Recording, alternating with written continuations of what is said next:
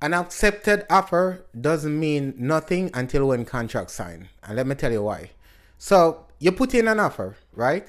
The seller now look over on the offer and say, hey, listen, yeah, me accept the offer. No, you have to understand, even though the seller accept the offer, and may I break it down a little bit for you understand.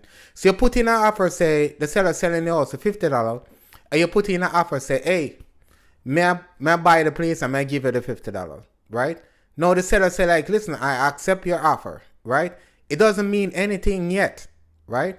Because if a new buyer come in and heard that you put in an offer for $50, even though the seller accept the offer for the $50, if somebody say, listen, I'll buy that same product for $55, usually the seller can easily well move on to the person where I look for buy the place for $55, right?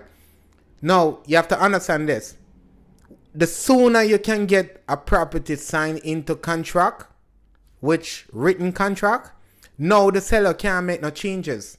Now it's two person have to come to and those two persons have to make that choice. You, the seller, have to agree that una split separate way. But with a valued contract, the seller can't give the property to somebody else, and you cannot back out of that deal unless the bank decides to say, hey, I can't pay for the place. I'm not going to give you the loan for the place. So, buyers, if you're buying a place, try to get the place into contract.